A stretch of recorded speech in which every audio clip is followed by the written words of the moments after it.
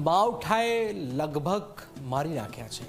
કારતકમાં અષાઢી માવઠું છે। સૌરાષ્ટ્રના ખેતરો બેટમાં ફેરવાઈ ગયા છે। કપાસ, મગફળી, ડુંગળી બધું જ નેસ્ત નાબૂદ થઈ ગયું છે। આખા વર્ષની મહેનત પર પાણી ફરી વળ્યું તો અન્નદાતાએ રાતાપણે રડવાનો વારો આવ્યો છે। ધરતીપુત્રોની વિકટ સ્થિતિમાં આજે શું થઈ રહ્યું છે? ખેડૂત કેમ હવે લાચાર બની ગયો છે? શું થઈ રહ્યું છે? આવો જોઈએ, જાણીએ, સમજીએ।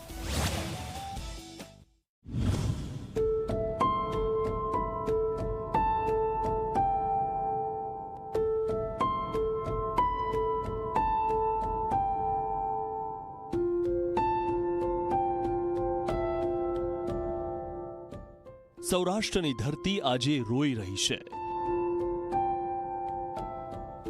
અષાઢ શ્રાવણનો વરસાદ કારતકમાં વરસ્યો અને કુદરતના આ કમોસમી માવઠાએ અન્નદાતાના સપના ધોઈ નાખ્યા।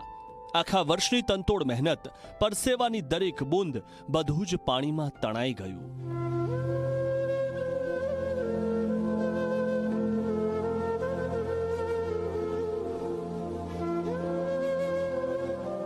જુઓ આ દ્રશ્યો। આ કપાસ માત્ર 10 દિવસમાં લણાઈ જવાનો હતો। સામાન્ય ખેડૂત માટે આ પાક જ માત્ર આધાર હતો, પણ આજે આ જ કપાસ પાણીમાં ડૂબીને કાળો પડી ગયો છે। નવરાત્રીનું નુકસાન થયું ત્યારે કપાસ ફેલ ગયા, અત્યારે મગફળી માંડવી હાવ ફેલ જ ગઈ। મનો માલને કઈ ઘાસકારો ન રહ્યો, પછી ખેડૂતને કઈ હાથમાં લેવા પણ ન રહ્યું। લેવા જાય તો અત્યારે ધુવાડા નીકળવાના છે અને આવી બધી પરિસ્થિતિ છે ખેડૂતોની। નુકસાનની વાત કરવા જોઈએ તો બહુ મોટું નુકસાન છે। કપાસ છે, મગફળી છે, હરગવો છે, ગાયોનો ઘાસચારો છે, એ બધું 100% જેવું નુકસાન છે। અને સરકારને એમ એવી વિનંતી કરવી છે કે એકદમ જલ્દીથી સર્વે કરે, ખેતરમાં આવીને સર્વે કરે, ઓફિસમાં બેસીને સર્વે ન કરે અને પૂરેપૂરું વળતર ખેડૂતને મળે એવી એમ સરકાર પાસે માંગણી કરવી છે। મગફળી સૌરાષ્ટ્રનું સોનું કહેવાતી આ વર્ષે રેકોર્ડ ઉત્પાદનની આશા હતી, પણ માવઠાએ એક જ રાતમાં બધું નેસ્ત નાબૂદ કરી નાખ્યું। મજૂરીના પૈસા પણ નીકળી શકે તેમ નથી। શું ખાવું અને શું ન ખાવું તે પ્રશ્ન થઈ ગયો છે। 4 દિવસથી આ સતત વરસાદ 24 કલાક પડે છે। હવે ખેતીનો અમારો જે પાક હતો એ બધો એમને ઊભો હતો, હવે અમે નીકાળ્યો ત્યારે બિલકુલ પાક નિષ્ફળ થઈ ગયો છે વરસાદ આવવાના કારણે।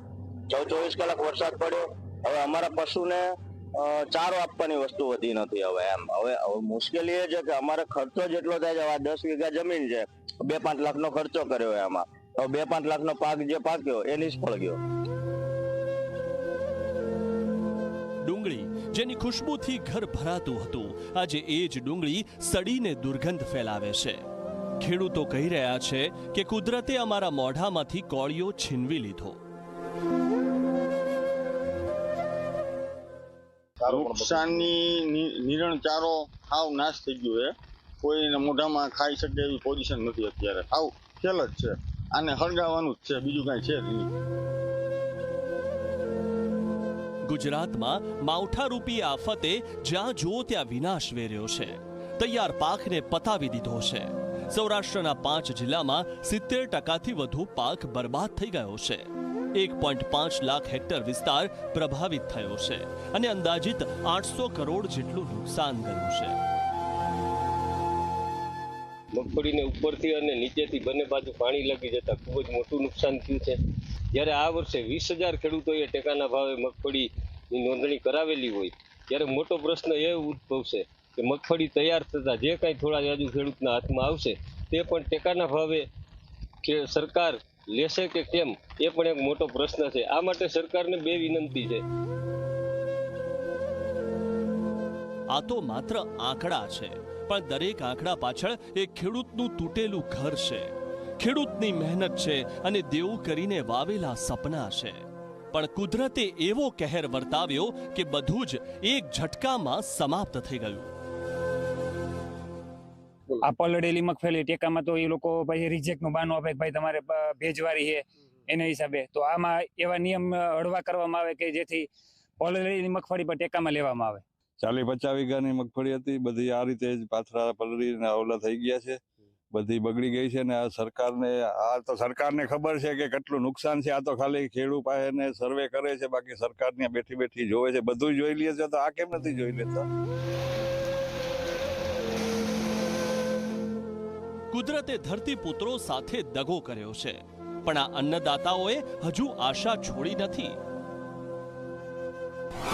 પ્રશ્ન એ છે કે સરકાર ક્યારે જાગશે? ખેડૂતોના આંસુ ક્યારે લૂછશે? સૌરાષ્ટ્રના ખેડૂતો આજે મદદ માટે તમારી તરફ જોઈ રહ્યા છે.